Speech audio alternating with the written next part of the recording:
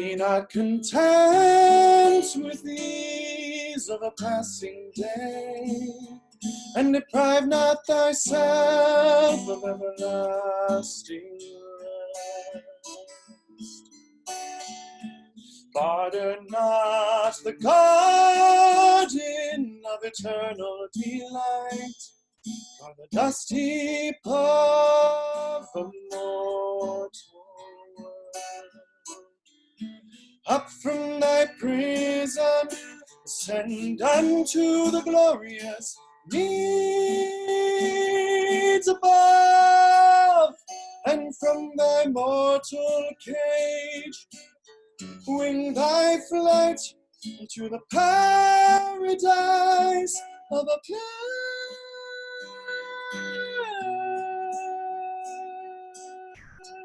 priceless.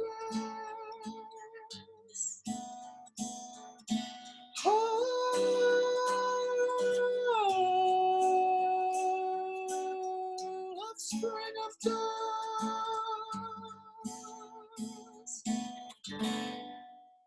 Be not content with ease of a passing day, and deprive not thyself of everlasting rest.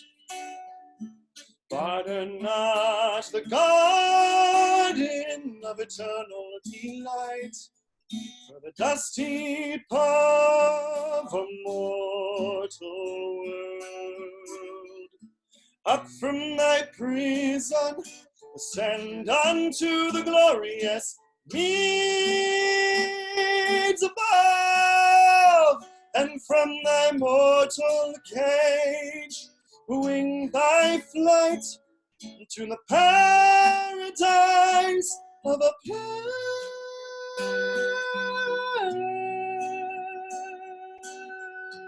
priceless.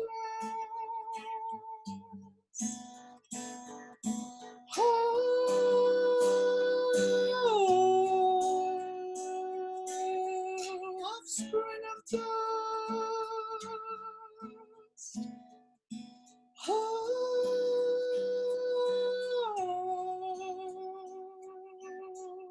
Offspring of dust.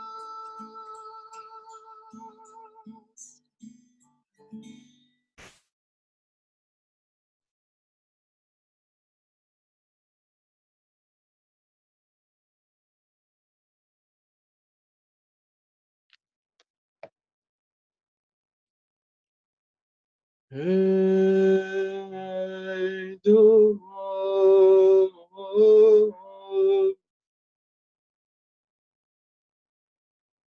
در روضه غم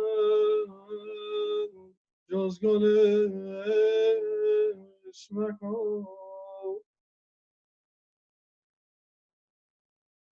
و از ذیل بلبل خوبشو دست مدار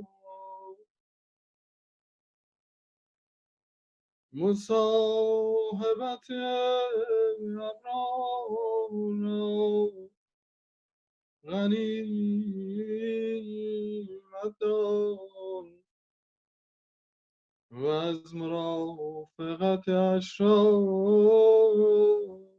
دست بده هر دو بردار.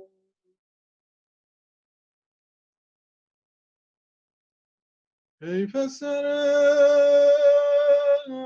انسان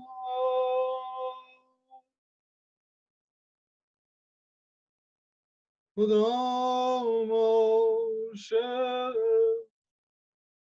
که جز در وطن معشوق محل گیرد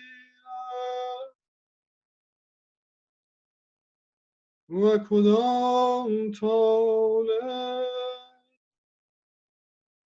که بی مطلوب راحت جوید.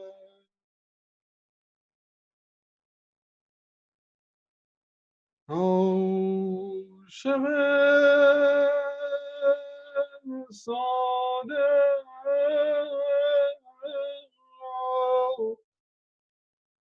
حیا در وصال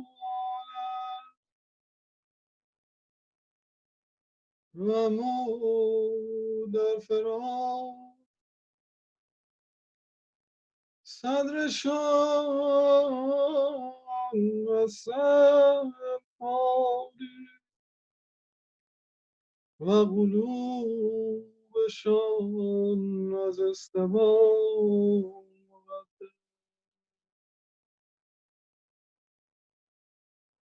از 100,000 جان درگذرم و به کوی جانان شتابم.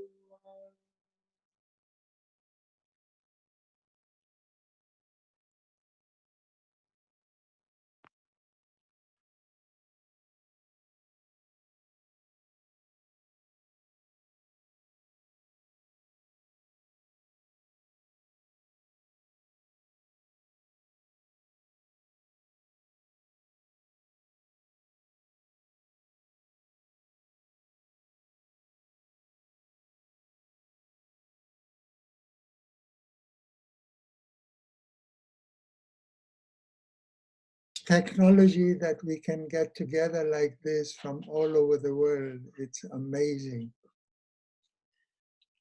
Now, before we start, I would like just to mention a few points. One of them is that I'd like to stress is that I am not actually a claim to be a knowledgeable person or I'm not trying to teach anybody anything. I've been asked to facilitate this, and I hope I am able to do it. And like everyone else, I am part of the group trying to learn and get something out of this vast ocean of Baha'u'llah's writing, the Kitáb-i-Íqán.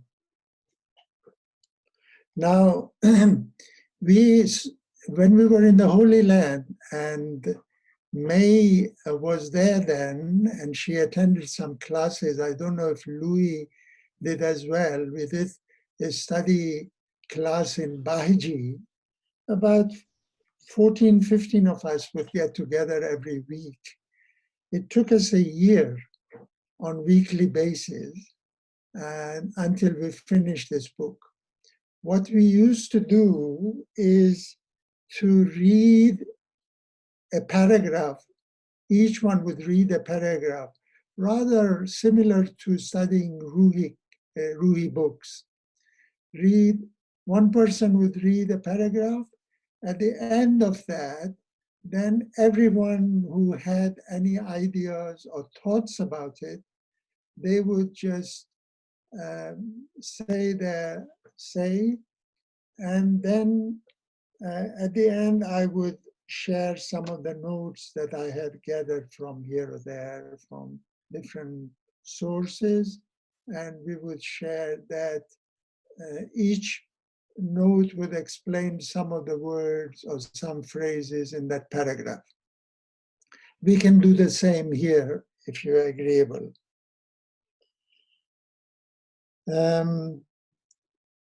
Because I have already put some notes together, and you can see on the left side of the screen. We will start by reading that.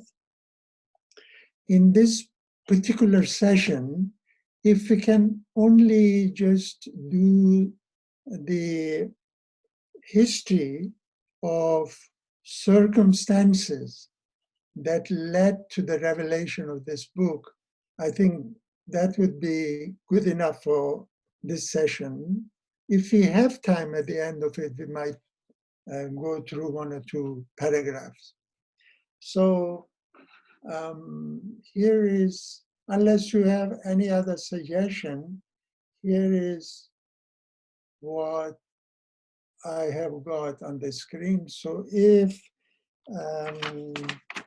we ask, I've been given some names that have volunteered to read, because we can't, not all of us, not every 100, 150 people or whatever number have attended can, we can read, every one of us. It would have been nice if we could do that. But is Austin there? Yes, I'm here. Okay. Oh, hi, Austin. Hi. Alapa. Aloha. Do you want to read this first paragraph until about here, and then we'll see what people think about it? Sure, okay. So from the Kitáb-i-Íqán, from Yes. there. Sure. This book is divided into two parts. Each is headed by a brief paragraph which sets out its general theme. Both these heading paragraphs were revealed by Baha'u'llah in Arabic, followed by extensive elucidation in Persian. Part 1 details with the following: the importance of detachment in attaining to true understanding of God and His messengers, an account of the cruelties suffered by the divine messengers, the consequences of people blindly following religious leaders and not searching out truth for themselves, the exalted station of the manifestations of God, the method of God in trying His servants to distinguish the sincere from the false, the relativity of religious truth, and the continuity of divine revelation. Okay, so any thoughts on that? Anybody?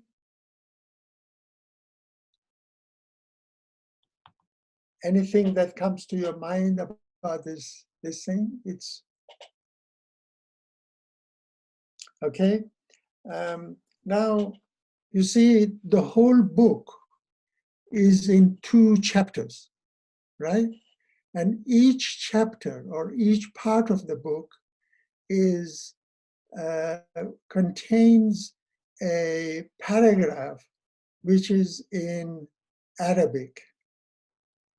And then it's like an introduction. When you write an article or something, you put an introduction, and then you, according to that introduction, you carry on writing in detail about it. And that's what Baha'u'llah has done in the first part. The first part of this book, these are the kind of subjects, these are the kind of topics that is in very summary. And I think I've taken this out of a book that Mr. Hooper Dunbar, the ex-member of the Universal House of Justice, has written. It's called A Companion to the Book of, to the study of the Book of Iran, the Book of Certitude. So these are the kind of subject that is covered in the first part. Okay? Please do come in if you have any ideas, anything you want to say, because this is just, we take a little bit of time, but we are all learning. The other point is to say that this is not a subject that is kind of that would entertain us. It's a deep subject, and so we have to be very patient. Don't fall off to sleep if at places you get bored up with it. Okay, if nobody has anything, we move on to the other paragraph. Dr. Beheshti, Yes. I have a question. This is Sure. from Germany. So I was wondering if you could shed some light on when exactly and which circumstance Baha'u'llah revealed the Iqán. Yes, of course, it will be. We are going to do that. The circumstances that follow the revelation is following this. So we will. Okay? All right. So somebody read this paragraph. Afnan, is Afnan there? Hello, Pa. Hello, Apa, Afnan John. How are you? Doing well. How are you? Good, thank you. How is the family? Family's doing well. Merci. Okay. Do you mind reading this paragraph to here? Is it the one with just a paragraph one, right? Yeah. Sure. In the name of our Lord, the Exalted, the Most High. It is the translation of the Arabic invocation. This one is the one you want me to read, right? Sorry, boys. I think I've got my notes wrong. Can I just go off with this? And sorry, I should have. And it's actually, I can put this off, no? No. Yeah. If you open the whatever next set of notes you wanted to open, you can do the same thing we did with other. Yeah, this is the one. If that's the correct one, yeah. So go over to the green circle at the very top left. There you go. Hold that down. And there you go. And then you can click on the left. There you go. And then on the right, click on the part one. All right. Okay, yeah. Sorry. This is the one that we need to do. Okay, so read this one again, please. Somebody, Afnan, maybe? Just read this page. Importance of Kitáb-i-Íqán. The Iran has been described by Baha'u'llah in one of his tablets as the Sayyid Kitab, Kutub, or Kitab, I'm sorry. Kutub, the Lord of Books. Yes. Shoghi Effendi in God Passes By says, foremost among the priceless treasures cast forth from the billowing ocean of Baha'u'llah's revelation. He goes on to say, this book, setting forth in outline the grand redemptive scheme of God, occupies a position unequaled by any work in the entire range of the Baha'i literature, except the Kitáb-i-Aqdas. Shoghi Effendi explains that the Iran was written in fulfillment of the prophecy of the Bab, who had specifically stated that the promised one, him whom God shall make manifest, Baha'u'llah, would complete the text of the unfinished Persian Bayan, and in reply to the questions addressed to Baha'u'llah by the as yet unconverted maternal uncle of the Bab, Haji Mirza Sayyid Muhammad. Okay. Any thoughts on these writings? You see Baha'u'llah himself. Yeah, go on, please. If I may ask a question, I was wondering when it says that it's a completion of the unfinished Persian Bayan, does that mean, because I, of course, have not read the Persian Bayan, would that mean that a lot of the text from the Bayan, if you know, is then connected to the Kitáb-i-Íqán as well? Like, are there lots of similar contexts there? Not actually. You see, the Bayan, there are two books that two Bayans. One is in Persian and one is in Arabic. They are the main books of the Bab, like Baha'u'llah has Aqdas. The Bab had these two books, name them Bayan. Bayan literally means utterance. We will come to that when we go to the studying the paragraphs in Iran. And but completion doesn't mean that the Bab left his writing half done. It was complete for that time, but completion means in continuation with that. So it was this historically, with coming of Baha'u'llah, him whom God shall make manifest, this Iran became the completion of Bayan, the book of the Bab. Now, here, Baha'u'llah says, the Sayyid Kutub. Kutub is the plural in Arabic of Kitab. Kitab is book, and Kutub is books. So it means it is the Lord of the books. And here you can, the Guardian says that in all the writings in the Baha'i literature, this is the,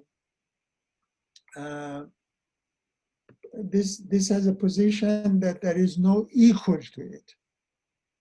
So, but it is second to the Kitáb-i-Íqán. Now, all the writings we have in the Baha'i faith, Aqdas comes first in importance, and then this book, according to Shoghi Effendi.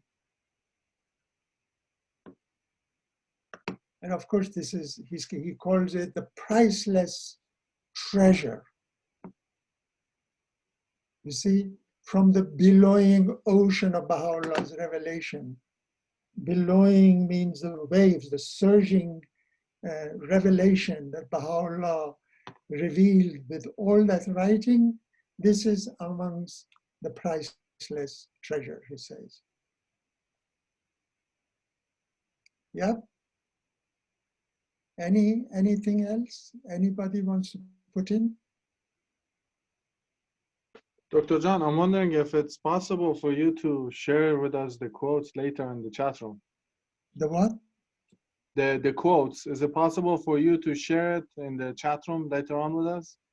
Yes, I mean, you can have a copy of this if you like. I don't know whether you can have it on this line or whether I should just send it on to the group. Yeah, for our reference later. That would be lovely. Thank you so much. If I send it to the group? Yeah. Okay, I'll try my best maybe tomorrow. Sounds Would perfect. that be good? Yes. All right, if it's agreeable with all. Okay, now this one, who's going to read this? Alda? Hello, Alapa. This is Aldar. Hi, Alda. So, name of the book. Originally, it was known as Risale-i-Iqal, Epistle to the Uncle. Its later title, Kitáb-i-Íqán, the Book of Certitude, was given by Baha'u'llah himself. The title itself is indicative of it giving certitude, i.e., understanding, knowledge, and assurance to the one who studies it and discovers the truth of all the religions, like it did for Haji Mirza Sayyid Muhammad. After reading the book, he was able to recognize his nephew as the manifestation of God and the truth of the Baha'i cause. Yep. Go on then. You know, Risale here in Persian, it could be a book, it could be a letter, it could be an article, and Khal means uncle. In Arabic word, Khal means uncle. So originally it was called the book, the tablet, or the epistle to the uncle. You see, because it was written for the uncle of the Bab. So this was the original name. Later on, Baha'u'llah himself called it the Kitáb-i-Íqán. And the Guardian, of course, translated this into the Book of Certitude. Now, certitude here is understanding, it means knowledge, it means assurance, to be free from doubt is what certitude means. So that anyone who really understands and gets the inner meaning of it, they will reach the station of certitude in recognizing all the, not only the Baha'i faith and the messengers of the Baha'i dispensation, but they would also recognize the station of all the messengers of the past in real terms. Is that right? Everybody agree? Anyone wants to put any light on that? Anything else? Please do. Yes, I wanted to ask something, or like a question which would maybe help us to think about how we could study also the book. I was wondering if we could, if it would be helpful maybe to think about how we could study this together, that we can really understand the inner meaning and how such a discussion would look like. Because I feel like I have been reading so many Baha'i texts in my life without grasping the inner meaning of them. They just pass me by, you know? And then I go on with my life. So I'm wondering really, how can we study in such a way, and maybe what are the elements of that, that we can really help each other to grasp the inner meaning and not just, boast our knowledge or understanding or whatever. Sure, I think this is for all of us. But anyone has a opinion, any answer to this question, please? Anyone has thoughts on that? That what's the way of understanding the inner meaning of the writings when we read them?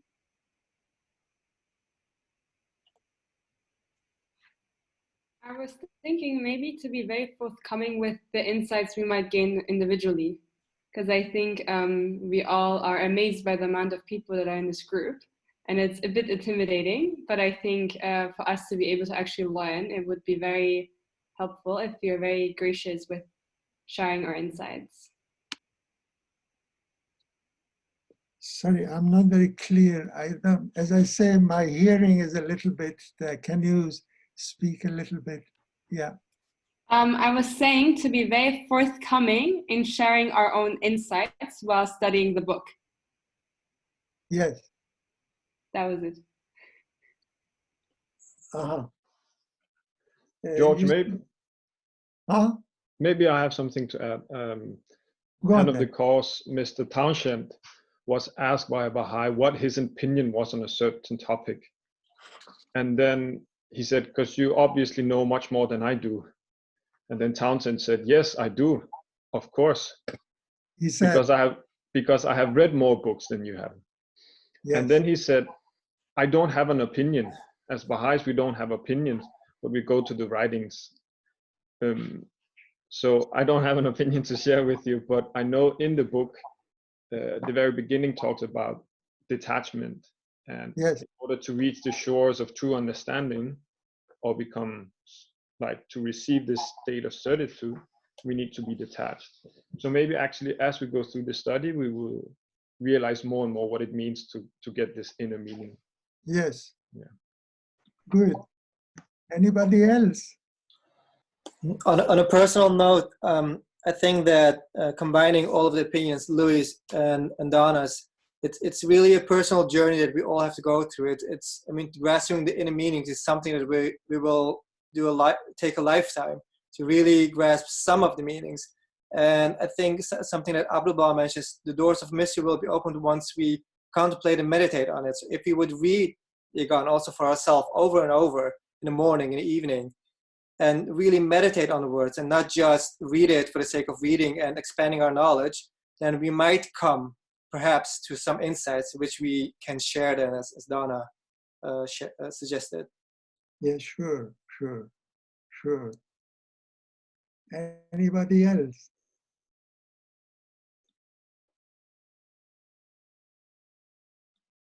You see here, there is a thing about Mirza Abul Fazl Golpayegani. You know him? You know of him? Well, he was the scholar of the Baha'i faith.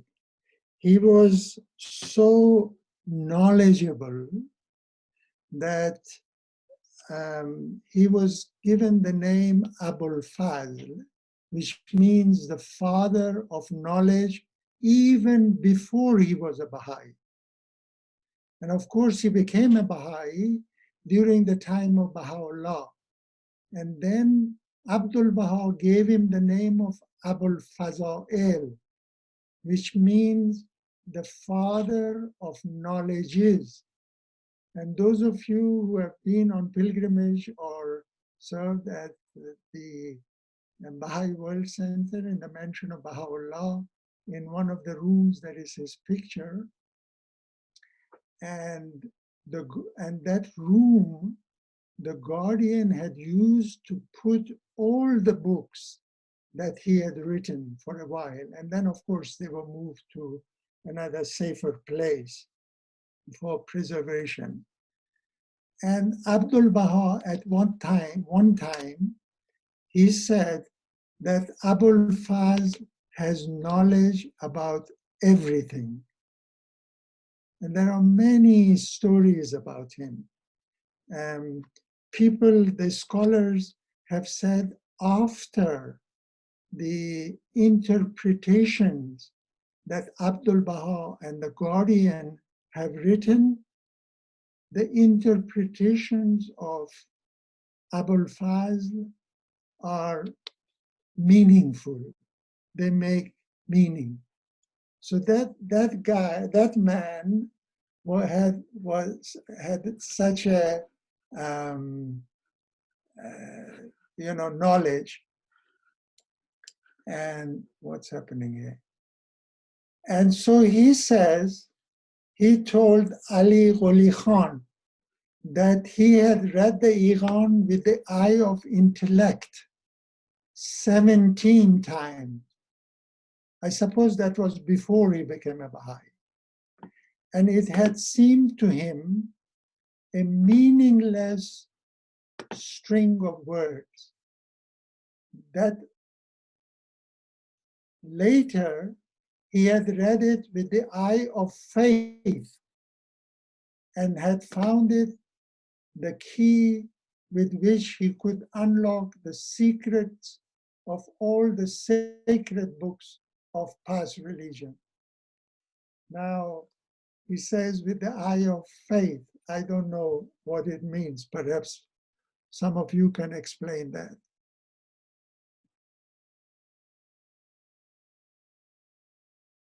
You know, did you understand my explanation of him? Abul Faz, very scholarly man, but then even he could not get it. He could not understand the inner meaning. But he says, when I read it with the eye of the faith, then I got it. And like Louis suggested, perhaps there are qualities that we should develop, like detachment or absolute faith or whatever. And the other point is that nowadays, of course, we have access online to so many books and descriptions and writings that has been written about Iran, or any writing that we can go through, and that will give us windows to look into those kind of things. Yeah? Anyone else can want to add anything?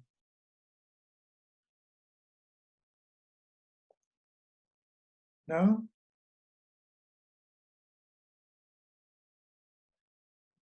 Yes. So we just move on to the uncles. Yeah?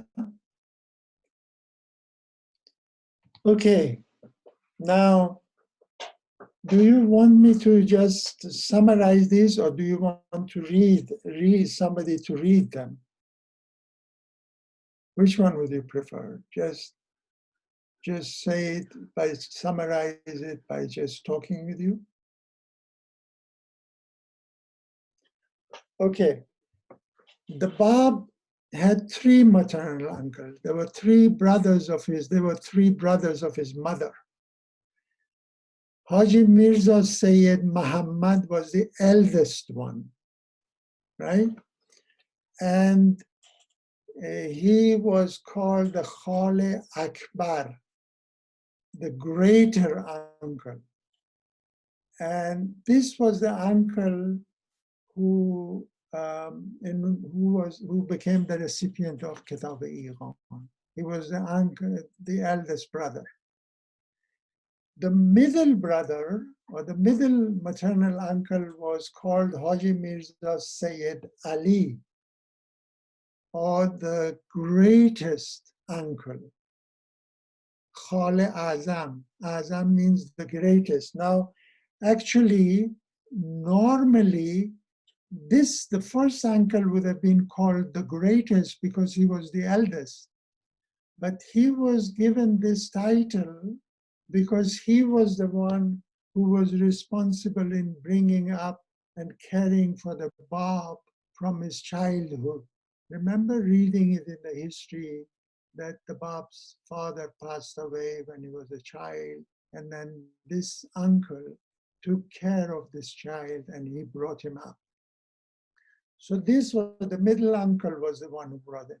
And because of that, he's been given the title greatest uncle.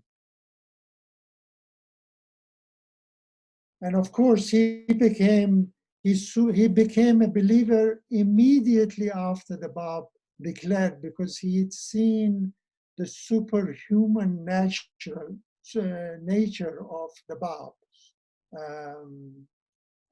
since childhood. And then when he declared, he became a believer, and soon he was martyred. He was martyred a few months before the Bab was martyred. And during the time of the Bab, there were a group of 7 people in Tehran, 7 Babis. And this uncle was amongst the 7 martyrs who was martyred in Tehran. And the third one was Haji Mirza Hassan Ali, Khale Asghar, or the junior or younger uncle. Okay, so so now this Haji Mirza Sayyid Muhammad. Who had us time? Sorry? What happened? Hello? I think it was a mistake. What happened, Louis? Someone Can you accidentally, yes, I think someone just accidentally unmuted themselves, but they're muted now. Is You okay? can go on. Yes, go on, please. Okay. Now, I'm sure you know that as the Bab became a bit younger from childhood, at his young age, he went into business, into a merchant business in the town of Bushehr in Iran with his uncle, the one who looked after him. And they did this business in Bushehr. The 3 uncles and the Bab were together doing this business. When he reached about the age of 25, then he left Bushehr for Shiraz with this uncle, Haji Mirza Sayyid Ali. And it was in Shiraz at the age of 25 that he declared his mission. And soon after that, he traveled to Mecca. Now, on going to Mecca, he went through Bushehr, to the town of Bushehr. And on his way to Mecca, of this eldest uncle, Haji Mirza Sayyid Muhammad. And then when he came back from Mecca and Medina, Mecca is the place of worship for the Muslim. It's the most holy place, holy town in the Islamic religion. You know the Kaaba, where there is that square stoned cubicle that is the most holy stone for the Muslims, and round that is the most holy mosque. And every Muslim, at least once in their lifetime, they go for what they call Hajj, and they become Hajis. They go on pilgrimage over there. And the Bab, after his declaration, went to Makkah and Medina. And on his return, he again stayed at the house of this uncle. And Haji Mirza Sayyid Muhammad witnessed a great transformation in him. So much so that he wrote to his mother and his sister, who was the Bab's mother, Fatima Khanum, praising the virtues of the Bab. And he was so pleased to be in the presence of his nephew, whose bountiful soul is the source of felicity for the people of the world and the next. Now, though he was a great admirer of this nephew of the Bab, he never accepted him as a promised one of Islam until he met Baha'u'llah in Baghdad in 1862. Now, how did this come about? You know, after the martyrdom of the Bab,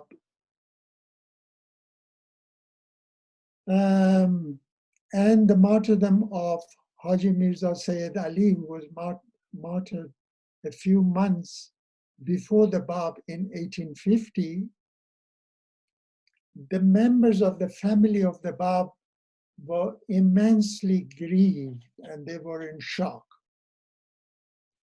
Fatima Begum, the mother of the Bab, she left Iran and she went to Baghdad because she could not bear to stay in Shiraz anymore after the martyrdom of her son. So she traveled to Iraq and she took her residence in Karbala, a town in which the shrine of one of the Imams, Imam Hussein, is. She never also became a follower of her son until Baha'u'llah arrived in Baghdad. From Siahchal, he was released from Siahchal and then he was exiled. And when he was in Baghdad, he arranged for one of the scholars of the faith, an early Babis, Haji Mirza Jawad Karbalai, along with the wife of another devoted believer, to go and meet her. They went and they met her, and after meeting her and talking with her, she became a believer in her son, which was a great joy for Baha'u'llah to know, and for all the Baha'i world, of course.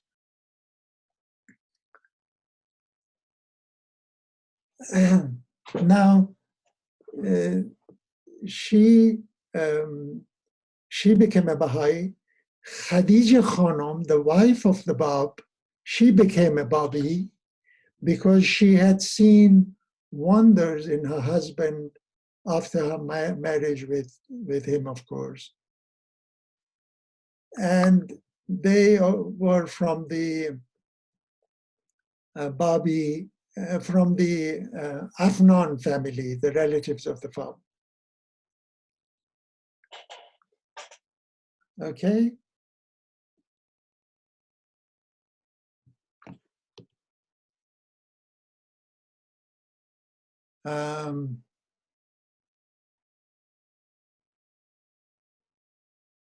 Now, although several believers had tried to convert Haji Mirza Sayyid Muhammad in Iran to become a believer, he would not accept that from them. And he always argued that, you know, this young nephew of mine, how could he be a prophet of God? How could he be a promised one of God?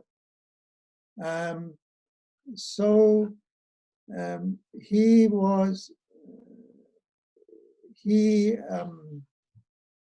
met one of the Baha'is who was a relative of the Bab, and his name was Agha Mirza Nuruddin. Agha Mirza Nuruddin has written in his memoir that he had several sessions with his uncle, but was not successful in convincing him. In one of the sessions, he said to him that, you know, Abu Lahab, who was the uncle of Muhammad, also had the same argument.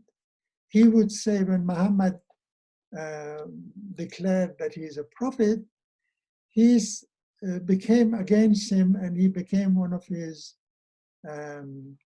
enemies. And he said, how could my nephew be a prophet of God? And so he told this uncle of the Bab, you are kind of acting somewhat like Abu Lahab. And he was touched by this, he was affected by this, so much so that he asked him, what do you suggest I do? And Nuruddin told him that, why don't you go to Iraq? You can go and visit the holy places in Karbala and other towns, and visit and do a pilgrimage to the shrines which are in these towns. And also in Baghdad, go and see Baha'u'llah. While you are there, you can also meet your sister, Fatima Begum, mother of the Bab. So he agreed. And he wrote to his younger brother, Haji Mirza Hassan Ali, the junior brother. And he asked him to accompany him to Iraq. And they did. They did go to Iraq, and he did not tell his younger brother what was the main purpose of his visit here. And when they got to Baghdad, he told him that we are going to meet Baha'u'llah. And he got really angry with him. And he refused to see Baha'u'llah with him. So Haji Mirza Sayyid Muhammad decided to go with him to these shrines in Karbala and other towns. And on his return, he went and saw Baha'u'llah. Now, the meeting was arranged by Haji Sayyid Jawad Karbalai, who knew this uncle from long time ago. He met them and he informed Baha'u'llah that they are in Baghdad, and Baha'u'llah said to him to bring them to me and I would like to see them. So when the uncle came to Baha'u'llah, he said to Baha'u'llah, he begged Baha'u'llah to clarify some of the questions he has for the Mahdi, for the coming of the promised one of Islam. And Baha'u'llah told him to go home, think about it, and carefully write down the questions that he has and to bring it to him, and he will answer it. And these are the summary of the questions that he wrote to Baha'u'llah. The next day he went there and he took it there. And these are the questions. If somebody wants to read this, who shall we ask to read? Is Anis there? Anyone, please. Anis, are you there? My middle name is Anis, I can read. Okay, read this. The question. The questions which Haji Mirza Sayyid Muhammad presented to Baha'u'llah were written on 2 sheets in his own hand and are under 4 headings, all dealing with the coming of the promised Qaim. These are summarized as follows. Day of resurrection. Is there to be corporeal resurrection? The world is replete with injustice. How are the just to be requited and the unjust punished? The 12th Imam was born at a certain time and lives on. There are traditions, all supporting the belief. How can this be explained? Interpretation of the holy texts. The cause does not seem to conform to the beliefs held throughout the years. One cannot ignore the literal meaning of the holy texts and scriptures. How can this be explained? Certain events, according to the traditions that have come down from the Imams, must occur at the advent of the Qaim. Some of these are mentioned, but none of these has happened. How can this be explained? So these were the summary, of course, they were written in his own hand. They were written down and given to Baha'u'llah, but in Mr. Balyuz's book, this is the summary of the questions that he has put to Baha'u'llah asking for clarification. It's difficult to remember them all, but I will, as I promised, I will try and send you this note. Maybe it will come useful to you. Anyone, I mean, was this okay? Anyone has anything to add or ask until so far? Any comments, please?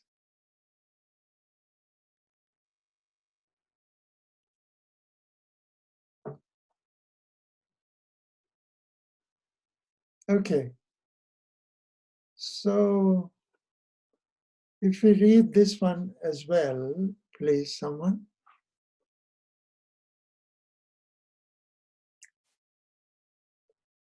Within 2 days and 2 nights, the Kitáb-i-Íqán was revealed by Baha'u'llah, dealing with all these questions. It was revealed in Persian with some Arabic quotations, verses from the Quran, traditions of Islam, as well as numerous other references solving many misunderstood and misinterpreted questions related to all religions. This lengthy epistle of over 200 pages was transcribed by Abdul Baha, then 18 years of age, in his own hand. In the margins of a few pages, Baha'u'llah has, in his own hand, made some corrections, and towards the end of the book has written this passage. Amidst them all, we stand life in hand, wholly resigned to his will. Yes. So this book which is over. Hi, Arman. Thank you for reading it. Nice to see you, Arman. Arman is from Turkey, is from the same town. He was our neighbor here and now is serving in the Holy Land. So this book, which is over 200 pages, can you imagine the speed with which this book was revealed by Baha'u'llah? It took him 2 days and 2 nights, which is said. But somewhere I read that, after revealing this book, Abdul Baha had to write it down with his own hand. He transcribed it. Then Baha'u'llah wrote in some of the pages, he added some of his own notes to it. Okay? Now, within those 2 days and 2 nights, all this was done too. So there is a possibility that it wasn't all those 48 hours or so that the book was revealed. It must have been a lot less, maybe just few hours. So that's one point to remember. One of the notes that Baha'u'llah wrote was, amidst them all we stand life in hand, wholly resigned to his will, and it continues, it's a little paragraph. There is a story about the guardian when he received this book. I think it was in 1948. Mr. Hugo Jacquerie, in his book Shoghi Effendi, he writes that incident that one evening at dinner, Shoghi Effendi came to dinner and he was extremely happy. And he put a bundle on his table, which was wrapped with great respect. This parcel was wrapped in a silk handkerchief. And he put it on the table and he said that this is the original Kitáb-i-Íqán in the handwriting of Abdul Baha, with the notes on some pages written in the handwriting of Baha'u'llah, and a pilgrim has brought this to me for putting it in the archives. So it was a delight for the guardian to receive this big, huge gift. We will come to that a little later, that how it was passed on. Now, of course, the book was then, once it was written and finished, it was given to the uncle of the Bab. And he read it and became, all his doubts was, dispelled, and he became a believer in his nephew. And then later on, of course, he accepted Baha'u'llah and became a Baha'i. And he actually, because in those days you didn't have kind of registration and ID cards and things like that. So he wrote in his will and testament, in his will, confirming that he was a believer in both the dispensations of Bab and Baha'u'llah. Dr. Bashir, can I ask 2 questions before we move on? Yeah. One is, if you scroll up a little bit, for question number 3 that the uncle of the Bab asked, it was referring, I can't see it right now on the screen, but it was referring to the literal meaning of the text cannot be ignored. And I was wondering if you can speak a little bit to what is that referring to exactly? What was the literal meaning as to be ignored, or do we want to or not want to ignore? What is that talking about? And that was one question. Another question I had is... Sorry, the literal meaning of what? I can't see it on the screen, but question number 3, the second part of it is said, if you scroll up a Question little, number 3. Yeah, so it says one cannot ignore the literal meaning of the holy texts and scriptures. What is that referring to exactly? I think he means, you know, for example, the Shiites believe, uncle was from the Shia sect, they believe, for example, there are many things, that the 12th Imam, you know, they had 11. I have to make a list of the Imams as well, because the Shiite believe in the Imam, you know, after the passing of Muhammad. Umar became a caliph and became the leader of the Sunnis, and Ali became the first Imam of the Shiite sect. And from there on, for years, each one of the Imam appointed their son to become the successor, until 11 of them. The 12th Imam, the 11th Imam did not have a son. So because of the text purposes and all that, they made it up. They said that he had a son who had to be a 12th Imam, but he disappeared. And he will appear on the day of resurrection. So the Bab, when he declared, he said, I am the 12th Imam of the Shia, who they are waiting for to appear.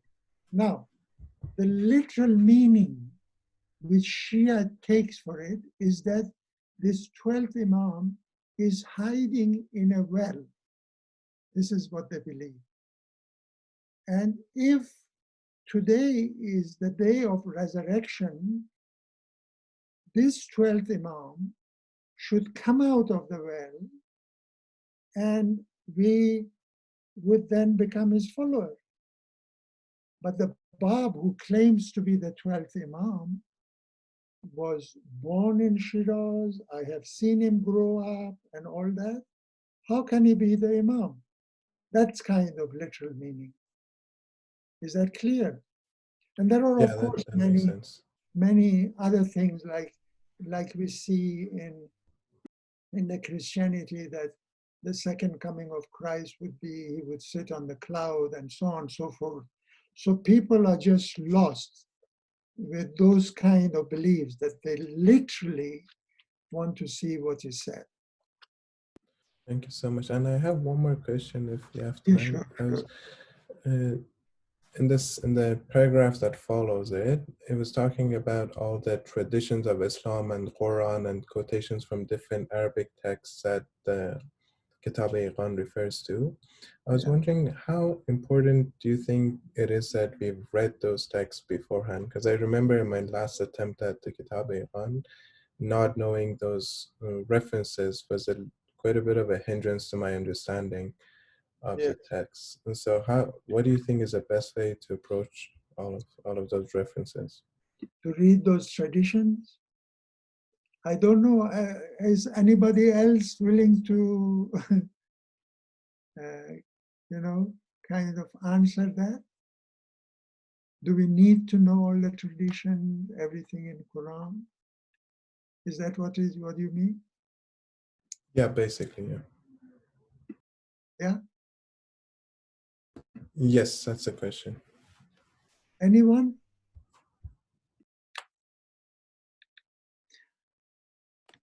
Well, you see, the Guardian says that all the Baha'is should read and study Quran. And all along in the book of Iran, you will see as we go along, Baha'u'llah has not only quoted Quran, but he has also quoted the traditions of Quran. So yes, it would be excellent, it would be, if it is in the capacity of all of us to be able to study the traditions, to study Quran. Of course it will help. I think, this is my opinion. And of course, going by what the Guardian has said about the Baha'is should be well versed with Quran. And of course, other holy books as well.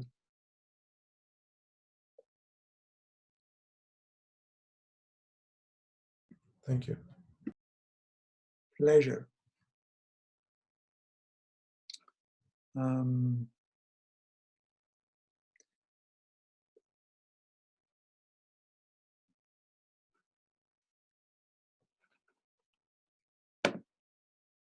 Okay.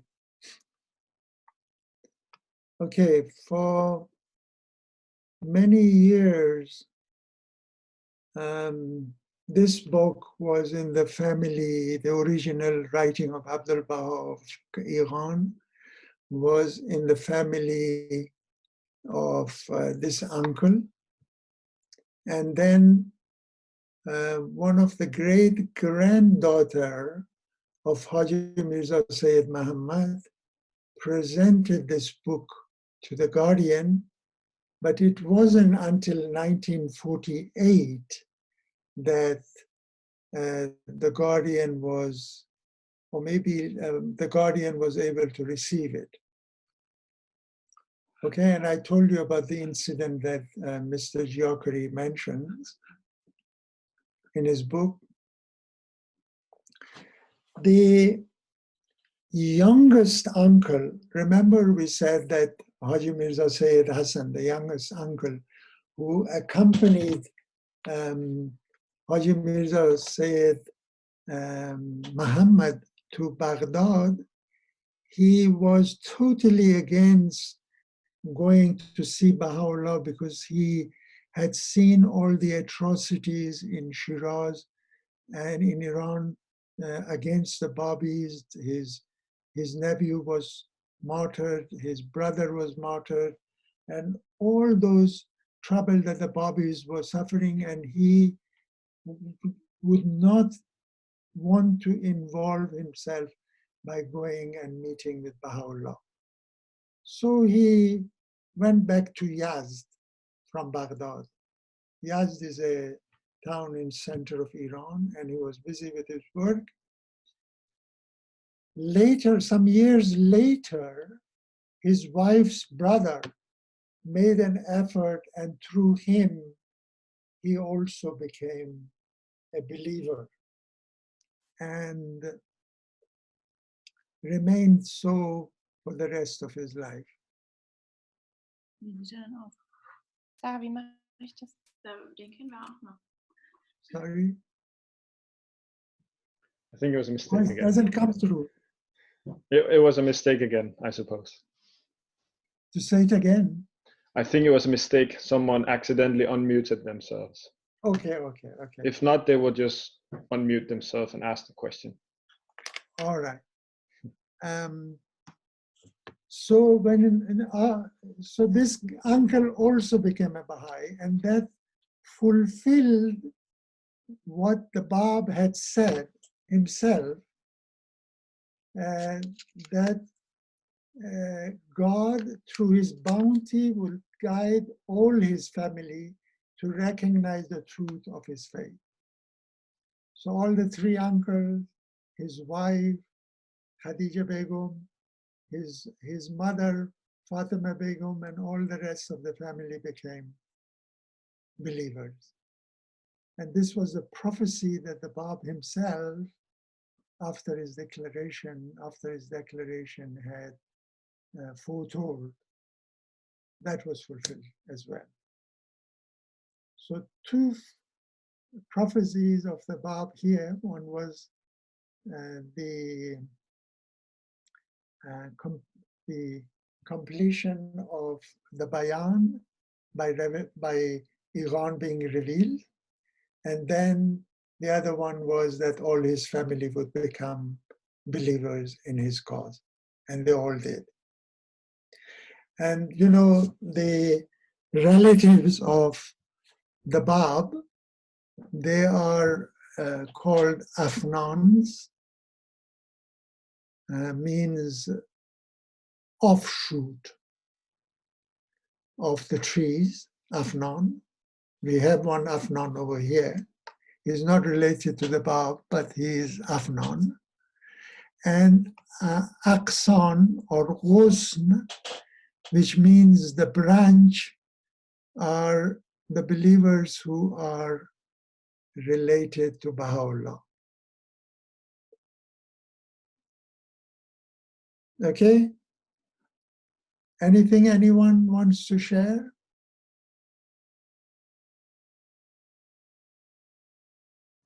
Viheshti, I have a question, if I may. Yeah, sure. So it was in relation to the prophecy that the promised one would complete the Persian Bayan. To my understanding, the Persian Bayan is written in Vaheds, which consist of 19 parts. So the Vahed has the abjad value of 19, and each Vahed has 19 verses. But the Bab left 8 parts. Sorry, I'm maybe not using the right terminology. Yeah. But he left 8 either Vaheds or 8 verses or something out, and said that that the promised one would complete the ninth one? Exactly. Well, complete the Vahed, so there would be 19 Vaheds with 19 verses or 19 parts.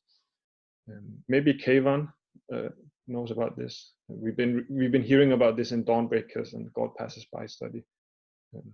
That's wonderful. I vaguely remember that, but I can't quote. That's very good to know, yes. This is in Dawnbreakers. Is there a reference? Can you?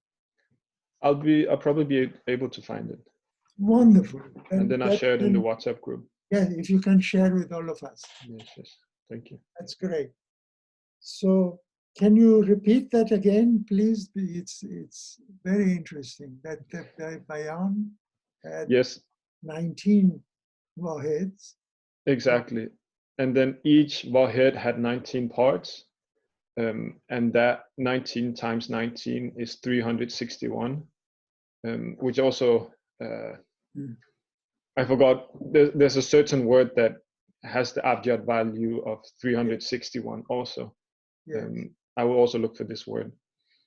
But then that there were 8 parts missing on purpose, done by the Bab for Baha'u'llah to finish that initially, essentially. Which was not, maybe the time wasn't right then. Otherwise, it's not that the Bab could not do it. Yeah, exactly. The time wasn't right. Yes. That's very interesting. That's very relevant, very interesting. Thank you, Louis. That it would be nice if you can do it in this kind of text and share it with us. Yeah, most certainly. I think it's very beautiful how these connections are made between Baha'u'llah and the Bab, even the completion of a single holy text. It's just very beautiful, this twin manifestations that we have received this day. Absolutely. The other thing is that during the time of the Bab, this Hesab-e-Abjad and Abjad values was very much considered all through the writing of the Bab is considered. And it's so interesting, although when you, in the first look, it appears that to people would appear that what has number got to do with these things? But the, correlations of the words and the things that happen at different time that equals the value of these words and whatever names is amazing. I am not very good at mathematics and figures, but people who are, this is a absolutely interesting subject, these abject values. Yes. Wonderful. Thank you. Please, anything else you guys have to share with us?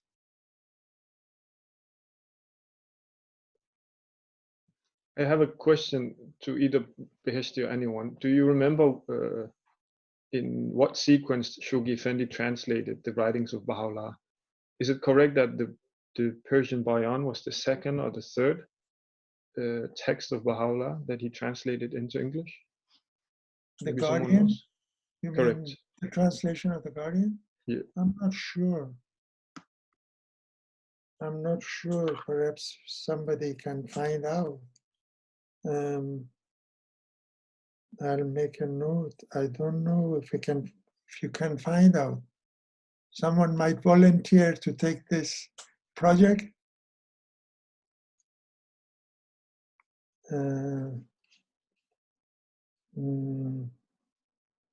Maybe someone who's home having a lot of time to do research.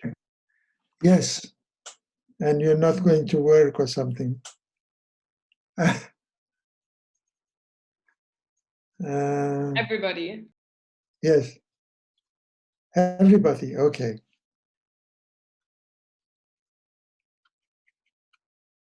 You think it was, Bayan was the second one of the translated writings, you think? That's what you said? Yes, I recall it being the second or the third. We'll look into it. I think it was the hidden words and then gleanings and then the Persian Bayan, if I'm not mistaken. Was English the first language the Guardian translated to? Because I know he did some French as well. I'm talking specifically about the writings of Baha'u'llah, but yeah. I didn't know if he did any writings of Baha'u'llah in French. Well, does anyone know if there is any other language that exists that the Guardian translated the writings to? I thought there was some in French, but I could be mistaken. Really? That's very interesting. I'll just double check that for sure. I don't want to give false information. French translation of Guardian. Oh, no, I didn't know that. I know that we have all the writings in the faith are originally revealed either in Persian or in Arabic. And sometimes, of course, the tablets or the writings would be a mixture of Arabic and Persian.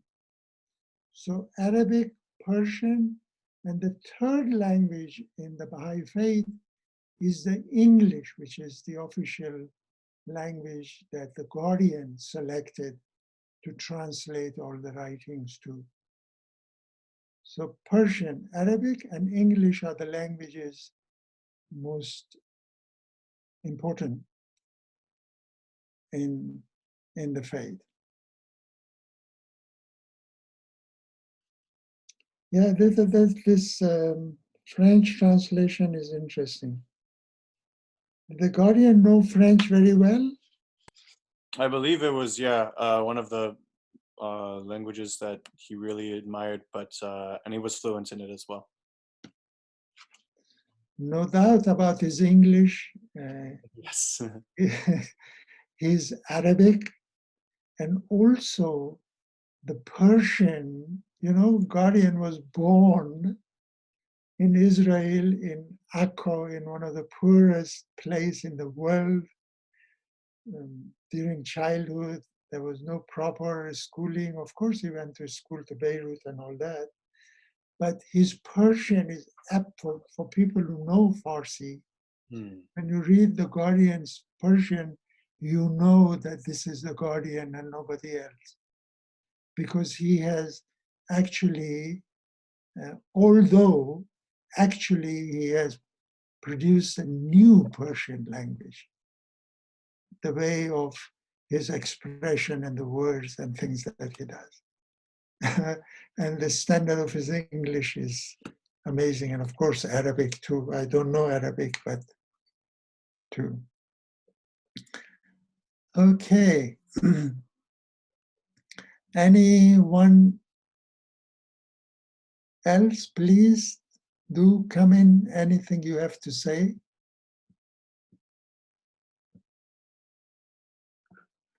When we were talking about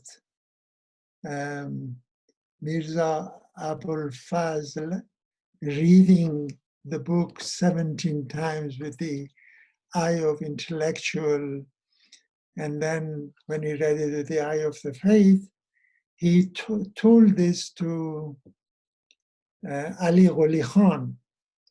You know who Ali Gholi Khan was? Ali Gholi Khan, father of Marzia Gale. Have you heard of Marzia Gale? I'm sure the American Baha'is know of her very well. She was a great writer. She's written a few books on the faith. She was a great translator. She's translated some of the tablets and writings, of course, unofficially, but she was great. Ali Gholi Khan was serving in the council, in the Persian Council in US, when Abdul Baha visited there. And he became the translator of the tablets and writings of Abdul Baha at that time. What Abdul Baha, there is a story that he tells, it's fascinating. Actually, I had a cassette. I don't know, if I look, I might find the cassette. In his own voice, Ali Gholi Khan, he says, Abdul Baha used to give him the revealed tablets in Persian, and he would go and translate them into English. And one day, Abdul Baha called him into his room, and he handed him some tablets. And he said, I've revealed this, go and translate them. So he goes to the next room and prepares himself to translate these tablets. And as he looks at them, they're all revealed in Arabic. Now he says that I did not know Arabic, I only knew Persian. How am I going to translate these? So he goes back to Abdul Baha and he says that I don't know Arabic. And these are all in Arabic.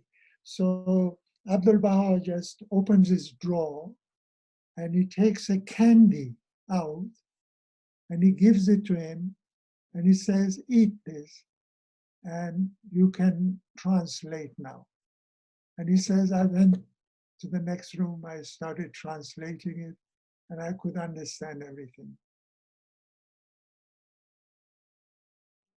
So that story I thought I'd share with you. Do you have some of that candy, Dr. Veshti? I wish you have some to share with everyone then. I wish. Yeah, anything, boys and girls, ladies, gentlemen, anyone wants to share anything, please, on this? I'm Googling where to find that. It's almost 10:30 now. Yeah, I think it reminds me of what was just shared. Reminds me of some. I don't really know where I heard it from, and I really actually impulsively I want to share, but now I realize I don't have a reference. That doesn't matter. Go on. But yeah, it reminded me of something in the lines of that the powers that Abdul Baha had, they're accessible to us if we are pure in heart. Yes. Yeah. Amazing. Yes. There are so many. We are lucky to hear all these wonderful stories about the Baha'u'llah, Abdul Baha, the Guardian, all these fascinating stories. And even some of the Baha'is, some of the outstanding. This Abul Fazl, the stories we hear about him is amazing. You know, the way he became a Baha'i, Abul Fazl. You know the stories, don't you all? Yeah? Please share it. Or somebody else wants to share. You know, in Abul Fazl was then the most outstanding, the greatest scholar of religion in Iran. And so much so that he had many followers. And one day he was going on picnic on his horse. And there were lots of his followers following him. On his way, his horseshoe broke. So on the side of the road, he found this poor gentleman who was a blacksmith, and his job was to fix horseshoes. So he stopped by him, and while this man was fixing his horseshoe with his attire, Abul Fazl attire, this poor man, who was actually a Babi, he recognized in him that he is a knowledgeable and erudite person. So he asked him politely that if he could ask him some question while he was doing the job. And he gave him permission to do that. And the first question was this, that is it true that in the tradition of Islam, it is said that every drop of rain brings with it an angel down to earth? And Abul Fazl said, yes, of course, this is true. So he, as he was carrying on, he said, I have another question. And the second question was this, is it true that in the tradition of Islam, it is said that any household that has a dog in it, then angels do not enter that house? Because in the religion of Islam, dog is not considered to be a good thing. What is the word for it? I don't know. But it is makruh, it's not right, it's not good. And he said, yes, this is also a tradition. And then he put his head down and he just kind of murmured that in that case, then when it rains, the raindrop should not drop in a house that has a dog in it. You know, it was very annoying for a scholar to hear something like this. It was quite lighthearted, but at the same time, Abul Fazl became extremely angry because he could not answer this. And his followers told him, look, Abul Fazl, this guy is a Babi, just ignore him, ignore him. So he went away, but he went into deep thought. He said to himself that I want to know what these Babis claim to be. And now,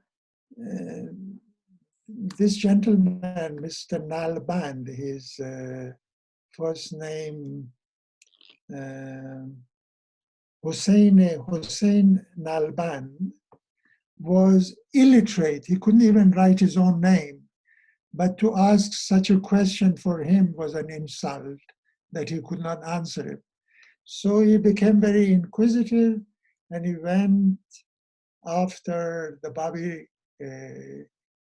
Babi religion, finding about him. It took him a few years. The story of how he became a Baha'i is very, very interesting. It is given in one of the revelations of Baha'u'llah by Adib Taherzadeh. So if you're interested, please read it. I thought this is interesting to share with you as well. So, okay, so next week we can go straight onto the first paragraph. We read the paragraphs, and then each paragraph we read, and then we, each one of us try to explain what we understand from whatever.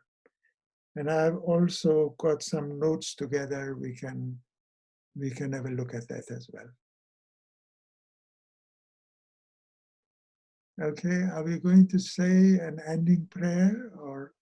I believe someone is raising their hand. I'm supposed to have a question. Yeah, go on. Who is that?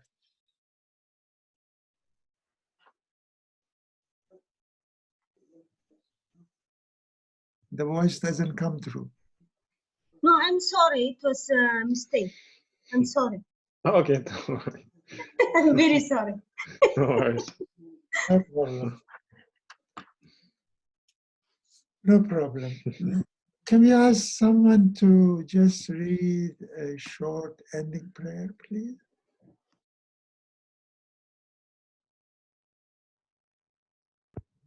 I can read one. Thank you.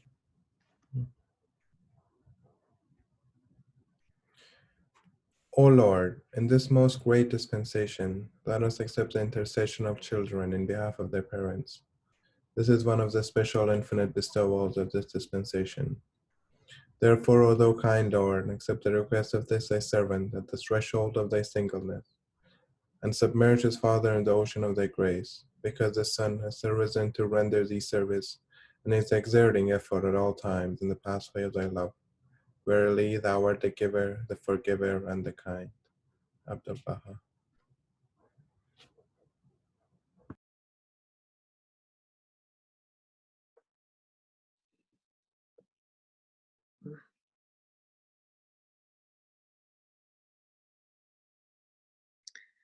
Thank you very much, everyone. I hope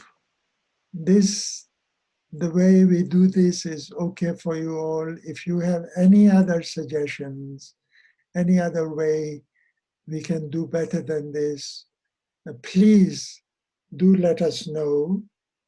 And I get carried away and I talk too much, perhaps.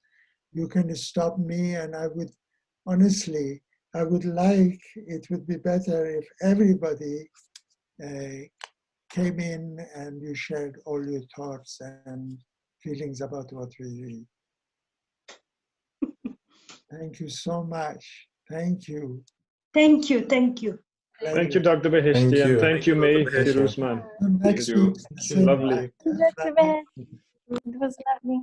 Allah Akbar. No. Thank you. Allah Akbar.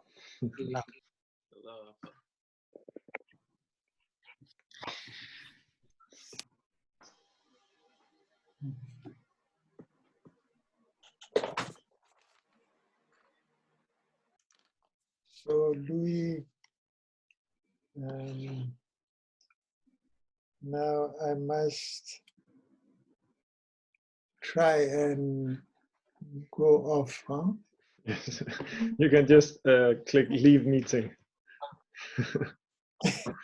Oh, stop share screen.